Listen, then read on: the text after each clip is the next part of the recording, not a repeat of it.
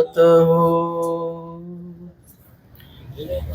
दृष्टांत निरूपणाच्या सत्रामध्ये आज 47 क्रमांकाचा रोवंतल्या पशुचा दृष्टांत घेणार आहोत. म्हणोनी ऐकिला अर्थ मनन करोनी, हृदयगाम्य करी तयासी तिन्ही होती. आता मागील दृष्टांतामध्ये सांगितलं की एखाद्या जीवाला परमेश्वर उपेक्षिती आणि एखाद्या जीवाला विशेषी उपेक्षिती. मग परमेश्वराची प्रसन्नता कुठल्या जीवावर आहे, कुठल्या जीवाला ते दातृत्व करतात की ज्या जीवाला दातृत्व केल्यानंतर परमेश्वराने दिलेलं सर्व काही प्राप्त होतं, साध्य होतं आणि परमेश्वराच्या प्रवृत्तीला विखो पात्र कोण जीव ठरतात बरं? म्हणोनी ऐकिला अर्थ मनन करोनी. ऐकिला अर्थ म्हणजे जे काही निरूपण ऐकलेलं आहे, श्रवण केलेलं आहे, तो ऐकलेला अर्थ म्हणजे पूर्ण विश्लेषणात्मक निरूपण आहे, ही चर्चा आहे. आणि ते ऐकोनी मनन करोनी, अर्थ तो सर्व ऐकून आणि त्याचं मनन केलं म्हणजे चिंतन केलं आणि त्या चिंतनाचं परत धर्मवार्ता, त्या धर्मवार्तेचं परत चिंतन, अशा प्रकारे शास्त्र जे आहे आणि एखादा विषय जो आहे तो असं समजत असतो.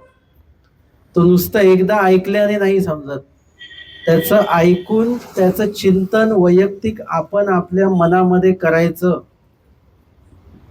त्यातनं लक्षात येतं की काय भाग समजलेला आहे, काय नाही समजलेलं आहे.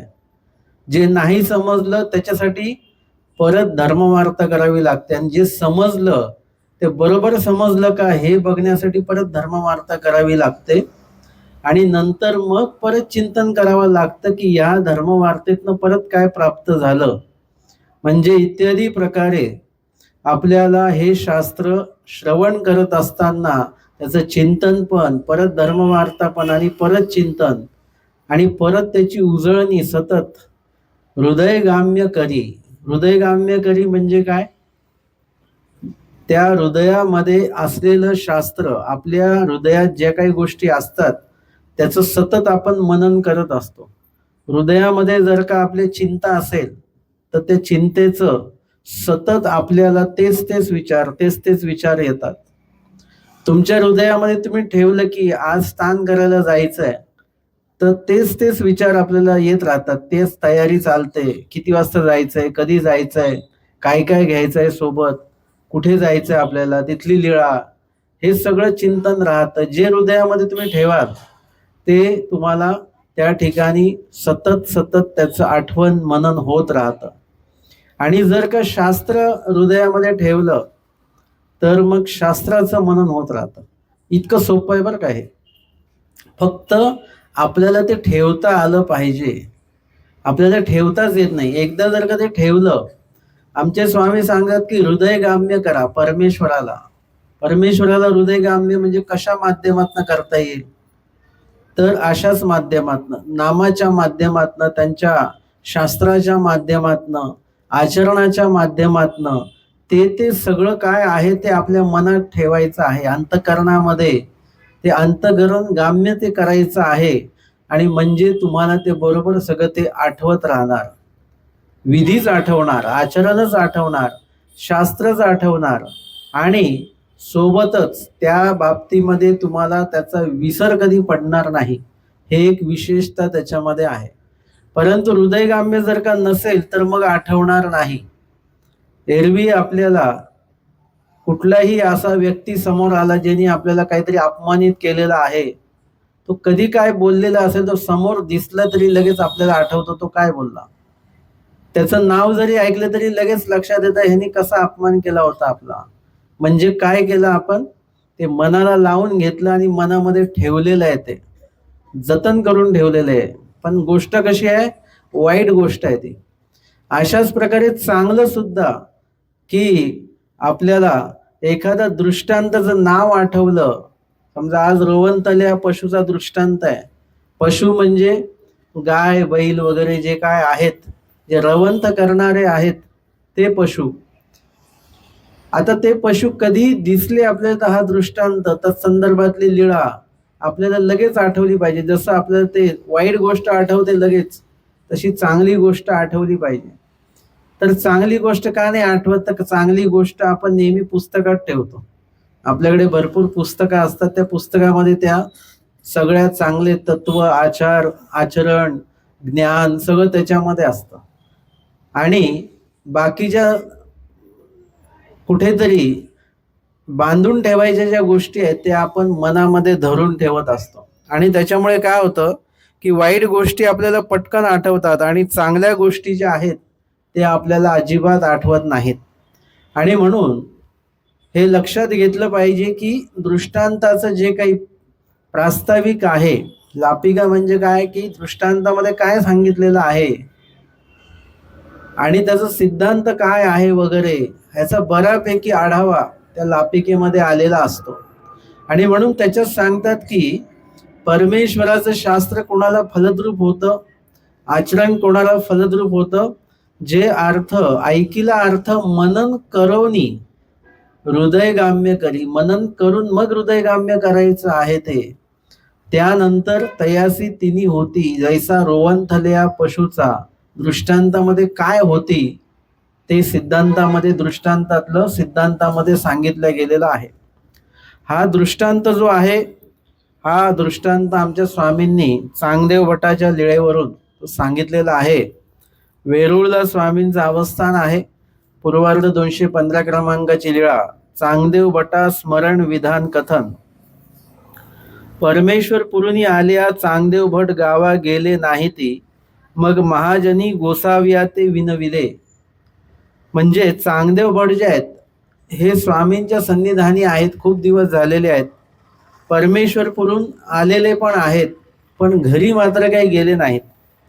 मग महाजनी गोसाव्या ते विनविले, म्हणजे काही लोक स्वामींना भेटायला वगैरे येतात त्यांच्या गावाकडचे. ते स्वामींना विनंती करतात, जीजी चांगोसी बहुत दिस झाले, यांना खूप दिवस झाले. याची माता खंती करीत असे जी, म्हणजे याची आई जी आहे ती त्याची काळजी करते आहे, आठवण काढते आहे वगैरे, किंवा चिडचिड त्याच्यामुळे तिची होते की हा कधीचा गेलेला आहे, आलाच नाही. स्वामी म्हणतात बटिका जा भेटून या. आणि स्वामी चांगदेव भटांना म्हणतात, बटिका जा बरं, तुम्ही एकदा घरी जाऊन या, घरी भेटून या तुमच्या.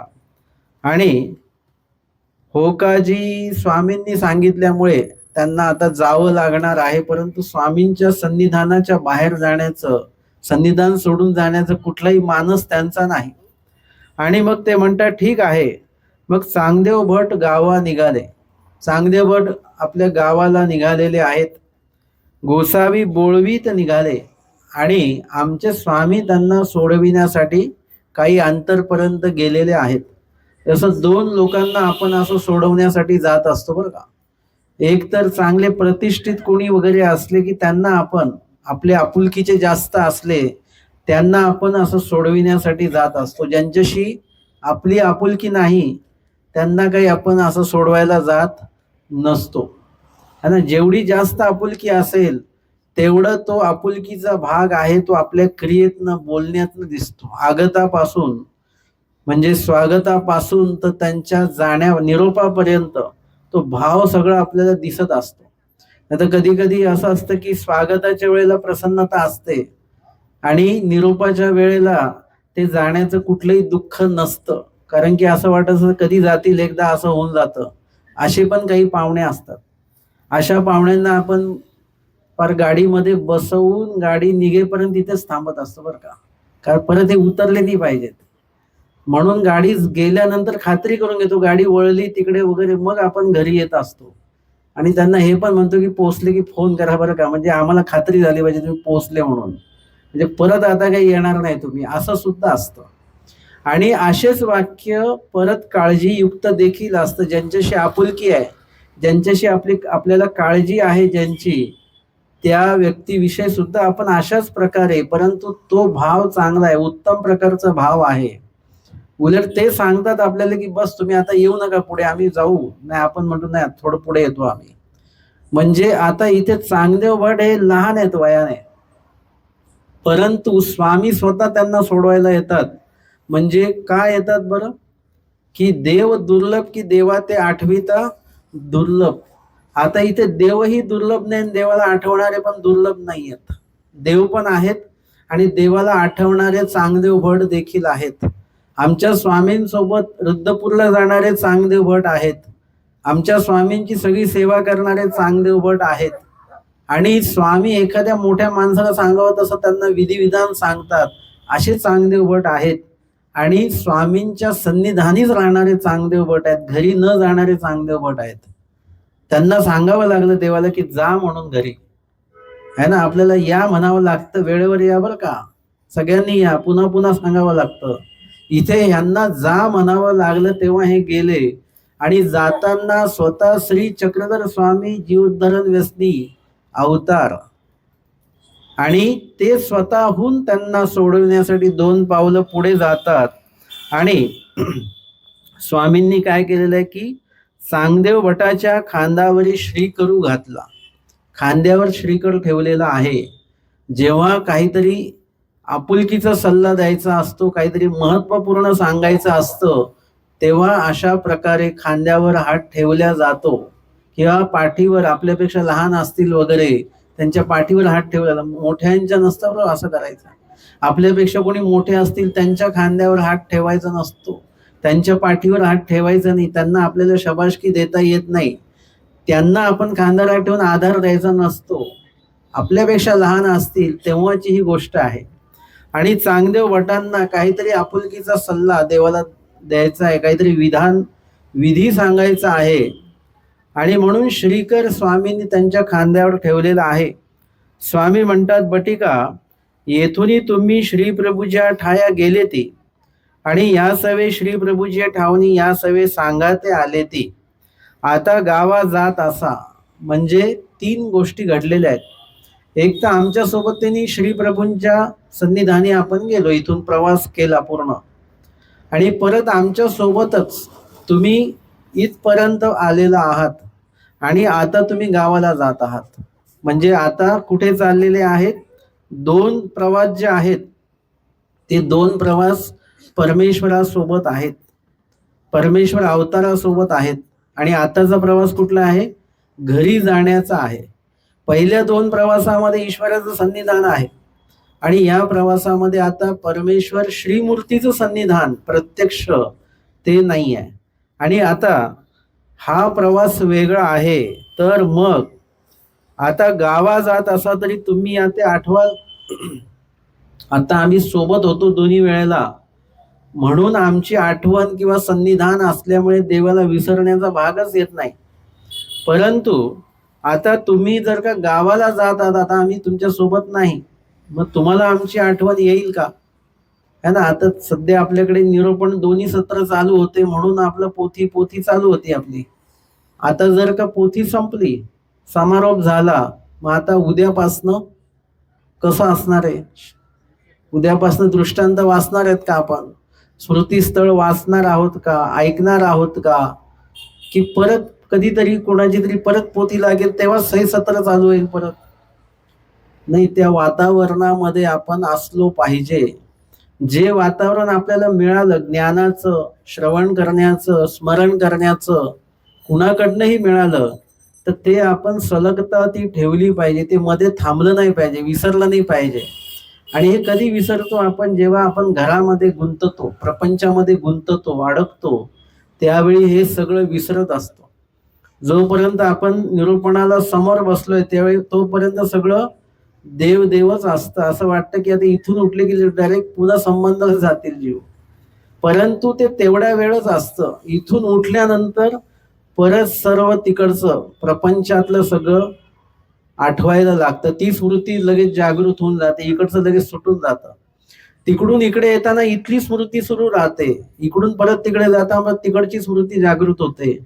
म्हणून स्वामींना असं वाटतं की चांगदेव भट आता इथून जर का घरी गेले, आई वडिलांना भेटतील खूप दिवसाने, आणि नंतर आता जाऊ नाही वाटत तो भाग वेगळा, पण गेल्यानंतर ममत्व जे आहे, आसक्ती जी आहे, अधमती अधगती अधरती जी आहे, ती बरोबर त्यावेळेला उद्भवत असते.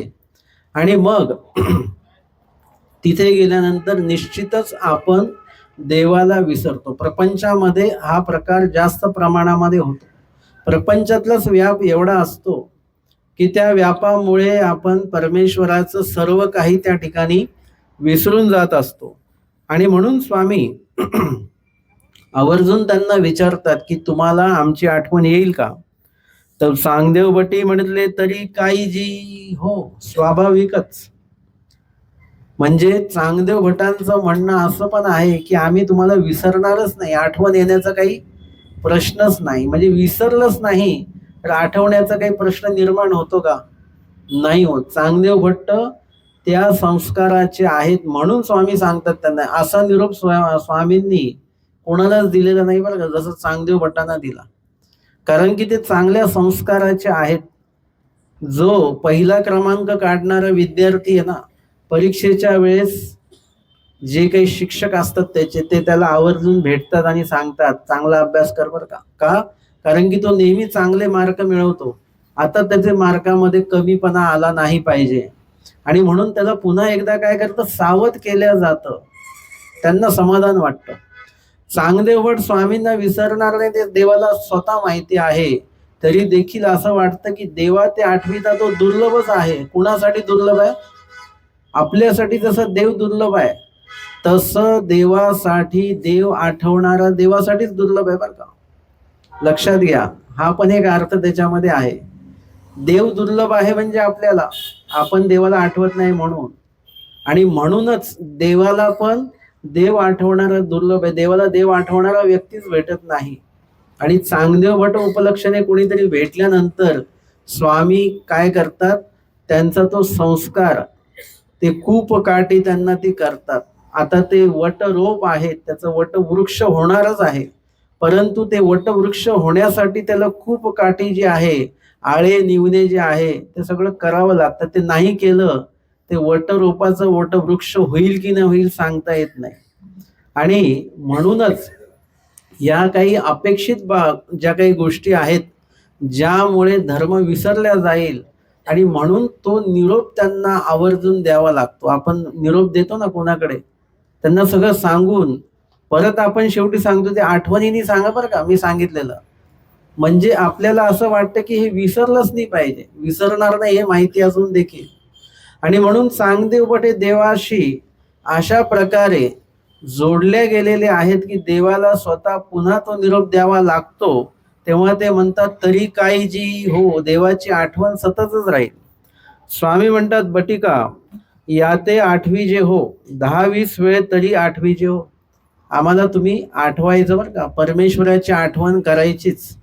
आता ही जी लीळा सुरू आहे ते चांगदेव भटांना स्वामी सांगत आहेत, परंतु आता या लीळेतनं थोडं चांगदेव भटांना बाजूला ठेवायचं आहे, आणि चांगदेव भटांसोबत आपण पण तिथे उभे आहोत, आणि आपल्याला पण स्वामी हे वाक्य सांगतायत.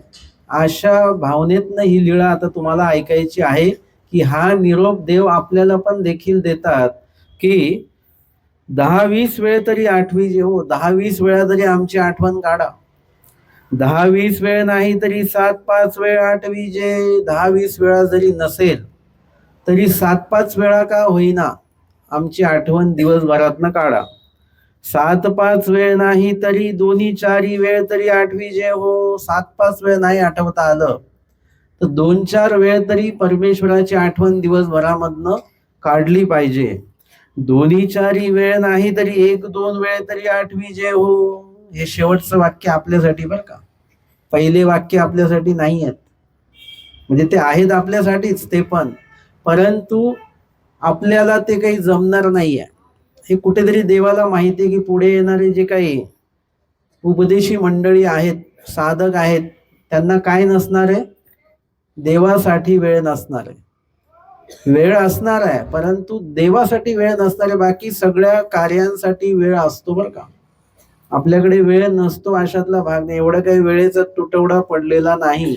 भरपूर वेळ आहे, परंतु तो वेळ आपण बरोबर जे त्याचं नियोजन असतं वेळेचं, ते वेळेचं नियोजन आपण करत नाही. ज्यांच्याकडे द्रव्याचं नियोजन आहे त्यांचं द्रव्य बरोबर ते साठतं पण, ते खर्च पण होतं आणि ते कमी देखील पडत नाही. वेळेचं सुद्धा गणित असंच आहे. वेळ एवढी आहे की ती साठवली पण पाहिजे, ती खर्च पण केली पाहिजे आणि आपल्याकडे शिल्लक पण राहिली पाहिजे वेळ. असं नियोजन करावं लागतं. आणि ते नियोजन आपण जर का केलं तर आपण सर्वजण अष्टप्रहर देवाला आठवू शकतो बरं का आता पण. परंतु ती गोष्ट आपण करत नसल्यामुळे आपण अष्टप्रहर देवाला आठवणं खूप दुर्मिळ आहे. इतकं दुर्मिळ आहे की त्याचं स्वप्न देखील आपल्याला स्वप्नही कधी असं पडणार नाही की मी 24 तास देवाचं स्मरण करतो, असं स्वप्न देखील आपल्याला कधी पडत नाही. आणि म्हणून हे शेवटचं आहे. स्वामींनी सांगितलं वेळ नसलेल्या लोकांसाठी की 1-2 वेळ तरी 8 ते 8वी जे हो. 1-2 वेळ म्हणजे किती? 1 वेळ, 2 वेळ आणि 3 वेळ. म्हणजे एकदा सकाळी नाव घ्यायचं, एक दुपारी एकदा नाव घ्यायचं आणि संध्याकाळी एकदा नाव घ्यायचं. असं आहे का? नाही, 1-2 म्हणजे 3 वेळ. आणि 3 वेळ म्हणजे काय? 3 प्रहर किंवा 3 तास. 3 प्रहर तर आपल्याकडनं होणार नाही. 3 प्रहर म्हणजे किती होतात? 9 तास होतात. 3 त्रिक 9. आपल्याला काय करायचं? 1 तास म्हणजे 3 तास. 1 प्रहर म्हणजे 3 तास आपल्याला दिवसभरामध्ये स्मरण हे साधलं पाहिजे. अजून जर का स्मरणाचा सारोळा आपण वगैरे विश्लेषणात्मक बघितला ना तर त्याची एक वेगळी बैठक आहे खूप. 3 तास लेखी लागलं पाहिजे. तो म्हणजे खूप गहन गहन विषय जाईल तो. आपल्याला आता एवढंच बघायचं आहे की दिवसभरामध्ये 24 तासात कमीत कमी 3 तास स्मरण करायचं आहे. आणि जर का 3 तासापेक्षा स्मरण आपलं कमी होत असेल तर समजायचं की आपण स्मरण या बैठकीमध्ये आपण बसणारे नाही आहोत. देव आठवणाऱ्या यादीमध्ये आपलं नाव येत नाही. कमीत कमी 3 तास म्हणजे 1 प्रहर तरी स्मरण आपण रोजचं केलं पाहिजे. आता मी त्याचा एक अर्थ लावतो की 3 वेळ, 1 वेळ, 2 वेळ, 3 वेळ. 1 वेळ म्हणजे पहिली वेळ आहे सकाळ, दुसरी वेळ आहे मध्यान्ह काळ आणि तिसरी वेळ आहे सायंकाळ पूर्ण रात्री 3 वाजेपर्यंत. 3च्या नंतर परत सकाळ. आमचे स्वामी सांगतात की त्रिकाळ परमेश्वरा ते आठवलं पाहिजे. त्रिकाळ म्हणजे सकाळ, मध्यान्ह काळ आणि सायंकाळ रात्र सगळी. म्हणजे पूर्ण ते झाले 24 तासच. किंवा कमीत कमी 3 वेळ म्हणजे सकाळचा पूजा अवसर स्वामींचा तोही आठवला गेला पाहिजे. मध्यान्ह काळीचा पूजा अवसर वासनिकांमध्ये म्हणण्याची पद्धत नाही. खूप कमी ठिकाणी पण त्यात मध्यान्ह काळाचा पूजा अवसर म्हणतात. सकाळचा पूजा अवसर ही म्हणण्याची पद्धत नाही. आणि सायंकाळी मात्र संध्या वेळ समय सगळेच म्हणतात. परंतु ते म्हणतात, देव कुणीच आठवत नाही. आपल्याला संध्या वेळ समयी या 20 ओव्यांचा अर्थच माहिती नाहीये. आणि 20 ओव्या म्हणताना त्याच्यामध्ये काय काय लीळा आलेल्या आहेत ते आमच्या डोळ्यासमोर येत नाहीत. त्याच्यामुळे ते फक्त म्हटल्या जातं, ते काहीही आठवल्या त्यातलं काही जात नाही. प्रभो राजसी तामसी हे फक्त म्हटल्या जातं. त्याच्यामध्ये प्रायश्चित्त आपण करत नाही, दुःख करत नाही. कारण की त्याच्यामध्ये काय काय आपण म्हणतो आहोत त्याचा अर्थच आपल्याला माहिती नाहीये किंवा ते जाणून आपण ते म्हणत नाही. त्याच्यामुळे ते फक्त म्हटल्या जातं. म्हणणं काही वाईट नाहीये, परंतु जर का ते जाणीवपूर्वक जर का म्हटलं आणि ते सगळे डोळ्यापुढे जर का आपले दोष पण आले किंवा संध्या सुळे समयी म्हणण्यामध्ये सगळे जर का लिळ डोळ्यासमोर आलं तर अतिशय उत्तम होईल. खूप चांगलं ते त्याचं जे काही निकाल आहेत त्या संदर्भातले ते अजून चांगल्या प्रकारे आपल्याला मिळतील. आणि म्हणून इथे 1-2 वेळ याते आठवणं हे तरी आपल्याला जमलं पाहिजे कमीत कमी, असं स्वामी सांगतात. परी विंजू दिसू जाओ नेदिजे. विंजू म्हणजे वंद्यू म्हणजे व्यर्थ. जर का 3 तासापेक्षा कमी स्मरण झालं तर आपला दिवस व्यर्थ गेला असं समजायचं. म्हणजे जो व्यक्ती दिवसभरामध्ये एवढं द्रव्य कमवतो आणि त्याच्यापेक्षा 10 पट कमी द्रव्य त्यांनी जर का उत्पन्न त्या दिवशी त्याचं झालं तर तो काय म्हणतो, आजचा दिवस वाया गेला. द्रव्य तर मिळालं ना, पण नाही एवढं अपेक्षित होतं तेवढं नाही मिळालं, येण्याअर्थी ते वायाच गेलेलं आहे. सारंग पंडितांना जे झालं पाहिजे होतं त्या भोजनाने ते झालं नाही, येण्याअर्थी ते भोजन कसं झालं, वायाच गेले. एरवी केली क्रिया वाया नव्हते, पण एरवी वाया गेल्यासारखीच आहे, की पूर भजन नाही झालं म्हणून ते वाया गेल्यासारखं आहे, भूत भजन नाही झालं म्हणून ते वाया गेल्यासारखं आहे. तसं आपण जर का स्वामींचे त्रिकाळ पूजा अवसर आहेत, सकाळ दुपार आणि संध्याकाळ तिन्ही पूजा अवसर, तरी आपण देवाच्या लीळेंचं स्मरण जे आहे, नामाचं स्मरण आहे, चेष्टेचं स्मरण आहे, मूर्तीचं स्मरण आहे, ते आपल्याला झालं पाहिजे. स्वामींनी यावर पशुचा दृष्टांत सांगितलेला आहे आणि तोही पशु कुठला आहे, रोवंतल्या पशुचा. पशु असे ते आडी दरडी चरे. स्वामींनी सांगितलं की पशु असतो तो आडी दरडी चरे, म्हणजे जर का तो गाय वगैरे किंवा बैल वगैरे असं ते रानात नेतात ना, एखादं डोंगर वगैरे काही असेल तर तिथे जिथे कुठे ते गवत आहे, हिरवं गवत जर का त्यांना दिसलं तर ते तिथे जातात चढून वगैरे. ते डोंगर आपल्याला असं वाटतं की बघून ते खाली पडतील की काय वगैरे, पण तिथे जर का ते आहे तर तिथपर्यंत ते बरोबर पोहोचतात. आडी दरडी चरे म्हणजे जिथे जिथे ते असेल सगळं डोंगर वगैरे, काही कपार वगैरे, कुठे कुठे असेल गवत, तिथे बरोबर ते पोहोचतात आणि तिथे चरतात. म्हणजे फक्त ते गवत जे आहे ते गवत खाण्याचं कार्य ते करतात. आणि मग एकी ठाई बैसोनी रोवंती, आणि एका ठिकाणी बसून ते रवंथ केल्या जातं. जे खाल्लेलं आहे, आधी काय केलं जातं, आता आधी फक्त खाण्याचं कार्य केलं जातं आणि त्या ठिकाणी कुठल्याही प्रकारे चव वगैरे घेणे काहीच नाही, फक्त खायचं खायचं खायचं आणि खाल्ल्यानंतर मग एका ठिकाणी बसायचं आणि रवंथ करायचं. जे खाल्लेलं आहे ते परत मुखामध्ये आणून, ही सुविधा आपल्याला नाही बरं का, ही फक्त काही पशूंनाच आहे. पशूंमध्ये पण सगळ्या पशूंना नाही आहे, ही काहीच पशूंना ती सुविधा आहे. म्हणजे ते खाल्लेलं आहे. आपलं असतं सुविधा, आपण घाईघाईमध्ये अन्न खाल्लं की ते आपण चावत नाही, काही नाही, त्याच्यानंतर आपल्याला त्रास होतो, अपचन वगैरे सगळं काय होतं. आपल्याला ही सुविधा असते, एकदा खाल्लं आणि परत मग प्रवासात बसून ते रवंथ करत बसलो असतो, परंतु तसं नाही.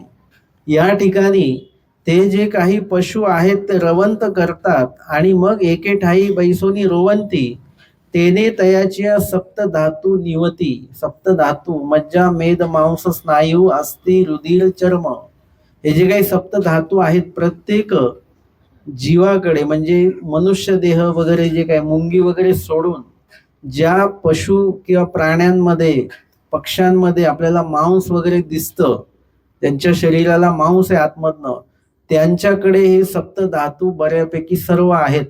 काहींकडे रक्त असेल तर, मुंगी असेल तर मुंगीला काय आहे का तसं काही, मुंगीला मांस आहे का, मुंगीला मांस हा प्रकार नाही. तिच्यामध्ये रक्त वगैरे काही असेल, काही धातू असतील, काही धातू नसतील, असं प्राणी परत्वे वेगवेगळं आपल्याला बघायला मिळणार आहे. मनुष्य देहामध्ये हे सगळं आहे किंवा पशुमध्ये या सगळ्या गोष्टी आहेत. आणि त्या सप्त धातू ज्या आहेत ते निवती, म्हणजे ते अन्न जर का रवंथ करून खाल्लं, ते रवंथ करण्यामध्ये काय आहे, ते अन्न बारीक होतं आणि त्याच्यामध्ये लाळ मिश्र होते, म्हणजे जी काही मुखामध्ये लाळ तयार होते, हे लाळ आपल्यासाठी ती पाचक असते. आणि ते म्हणून म्हणतात की पाणी पण कसं प्यायचं, चावून चावून प्यायचं. म्हणजे ते मुखामध्ये एक घोट पिलं की ते मुखामध्येच ठेवून ठेवून मग त्याच्यामध्ये लाळ मिश्रित झाली, मग ते पाणी पिलं तर ते पाणी आपल्यासाठी चांगलं. आपण काय करतो, 2-3 ग्लास पाणी एकदाच पिऊन घेतो, हे अतिशय पाणी पिण्याची पद्धत ही चुकीची आहे. आणि ती रवंथ करून करून त्याच्यामध्ये लाळ मिश्रित केली तर ते अन्न पचायला तर चांगलं होतंच, पण त्या अन्नातनं आपल्या शरीराला आवश्यक जे घटक असतात ते घटक त्याच्यातनं मिळत असतात. आणि म्हणून कमीत कमी आपण देवासाठी वेळ देत नाही, पण जेवासाठी तरी वेळ आपण व्यवस्थित दिला पाहिजे. ज्याच्यासाठी आपण कमवतो, ज्याच्यासाठी देव धर्मापासून आपण लांब राहतो, ते अन्न तरी आपण निर्दोष तर खाल्लंच पाहिजे देवाला दृष्टीपूत करून, पण ते खाण्याची पद्धत देखील आपली निर्दोष असली पाहिजे. कमीत कमी ते आपल्या देहाला चांगलं कार्य त्याच्यामधनं होणार आहे. आणि म्हणून तुष्टी होय, पुष्टी होय, बळ होय. काय होतं? तुष्टी, पुष्टी आणि बळ हे जे काय आहे, म्हणजे देहाची तुष्टता आहे, मनाची संतुष्टता आहे, आणि जे बळ आहे शरीरामध्ये तयार झालं पाहिजे.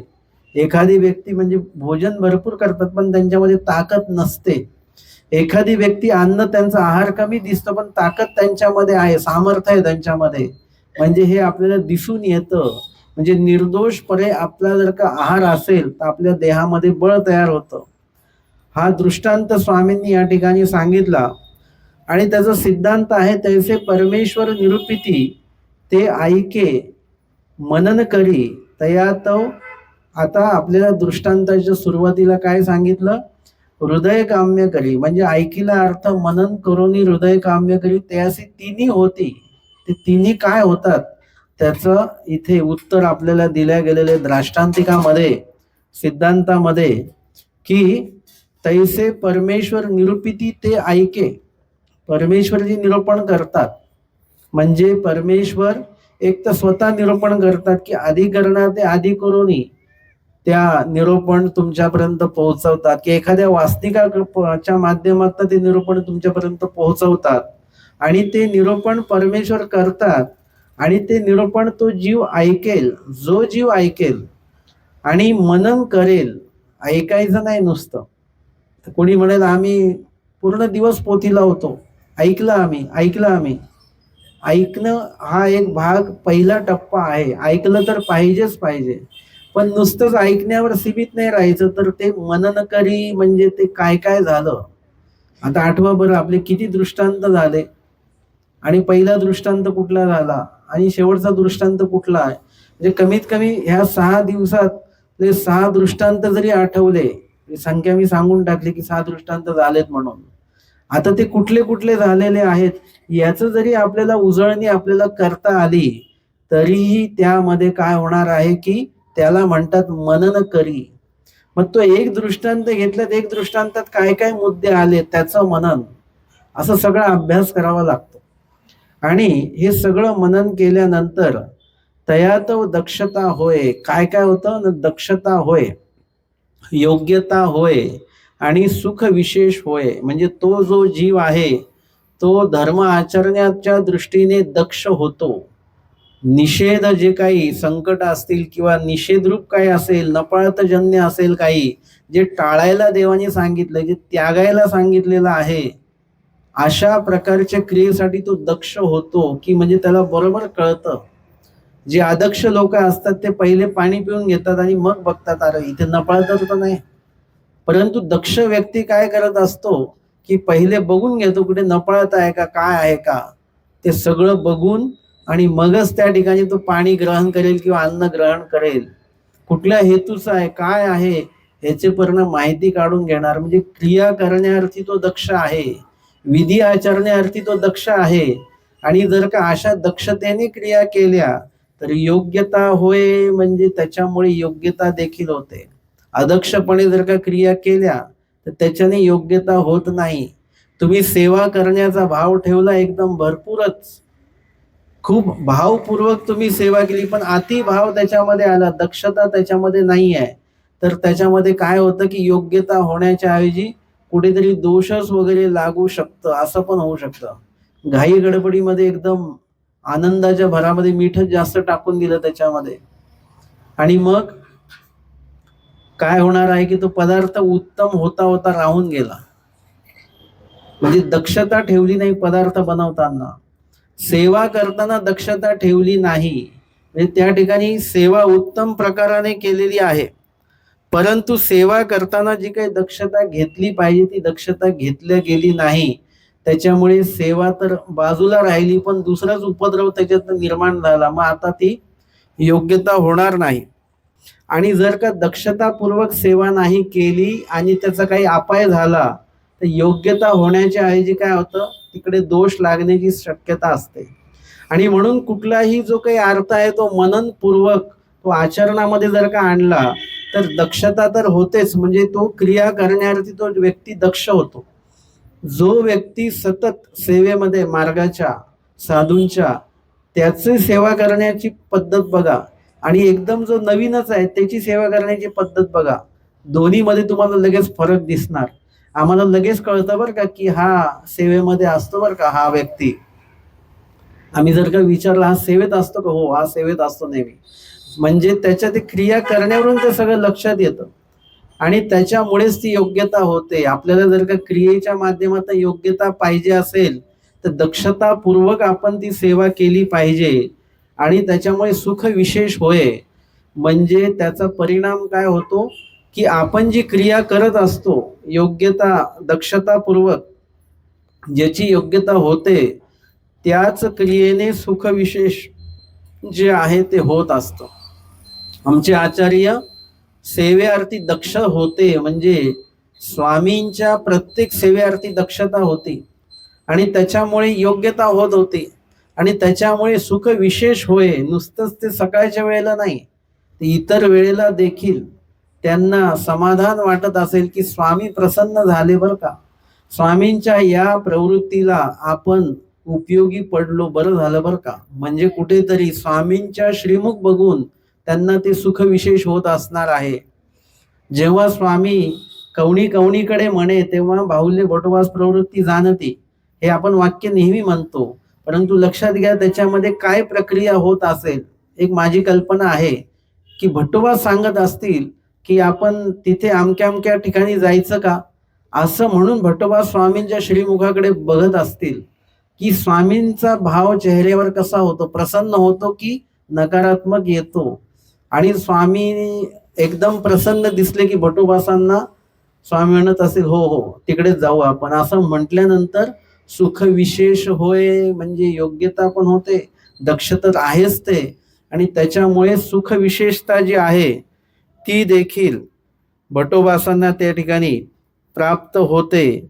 आणि पुढे स्वामींनी आमच्या अजून एक दृष्टांत सांगितलेला आहे भिंगरुटीचा, की स्वामी म्हणतात बटिका भिंगरुटी असे, ते काय करते त्या किटकीला आणून त्याच्यामध्ये ती त्या मातीच्या घरामध्ये ठेवते वगैरे सगळं ते सांगितलेलं आहे. आणि तया ते भेने चिंतित चिंतितात येसेही पंख फुटतात. म्हणजे अशा प्रकारे सिद्धांत सांगितलं की परमेश्वराचं चिंतन केल्याने होतं काय, योग्यता होते, दक्षता होते, सुख विशेष होतं. पण अजून काय होतं न, परमेश्वराला आठवता आठवता आपण परमेश्वरासारखे होतो. परमेश्वर होत नाही बरं का, आपण परमेश्वराच्या सारखे होतो. म्हणजे परमेश्वर कसे आहेत, निर्दोष आहेत, तसे आपण निर्दोष व्हायला लागतो है ना. मंदिरात तुम्ही आलात तर तुमचं वागणं वगैरे सगळ्या ह्याच्यामध्ये काय होतं, एक मूल्य तुम्ही स्वतः आणत असता. म्हणजे त्या ठिकाणी बोलणं असेल, तुमचं उठणं बसणं, याच्यामध्ये सगळं एक विधी आणता तुम्ही. म्हणजे त्याच्यामध्ये काय होतं की त्या क्रियेमध्ये एक आपण आपल्याच क्रियेमध्ये मूल्य आणतो, चांगलं आपण कार्य करतो. म्हणजे तिथे काय होतं, आपण निर्दोष होतो काही अर्थाने. एका त्या विशिष्ट चौकटीच्या बाहेर गेलो की परत आपण सदोष होतो. तसं परमेश्वराचं चिंतनात सतत जर का तो जीव असला तर काय होईल, तो जीव निर्दोष निर्दोष होत जाईल. आणि म्हणून सतत परमेश्वराच्या नामाचं स्मरण करावं की जेणे आपल्याला निर्दोष व्हायचं आहे. निर्दोष झाल्याशिवाय ती दक्षता येणार नाही, दक्षता आल्याशिवाय योग्यता होणार नाही, योग्यता झाल्याशिवाय सुख विशेष जे आहे ते होणार नाही. असं विशेष ज्ञानापर्यंत योग्य होत होत आपल्याला जायचं आहे. तेव्हा मग विशेष ज्ञानाच्या शेवटी ईश्वर स्वरूपाची प्राप्ती आणि सुख विशेष, म्हणजे खरं जसं तसं सुख विशेष कुठे आहे, ईश्वर प्राप्तीच्या त्या आनंद घेण्यामध्ये तो जो सुख विशेष आहे तो शेवटी आपल्याला प्राप्त होणार आहे. अशा प्रकारे आजच्या सत्रामध्ये आपण या ठिकाणी 47 क्रमांकाचा रोवंतल्या पशुचा दृष्टांत आणि तत्संबंधित पूर्वार्ध 215 क्रमांकाची सांगदेव भटांना स्मरण विधान कथन ही वेरूळची लीळा आपण आजच्या सत्रामध्ये श्रवण चिंतन केलेली आहे. दंडवत हो.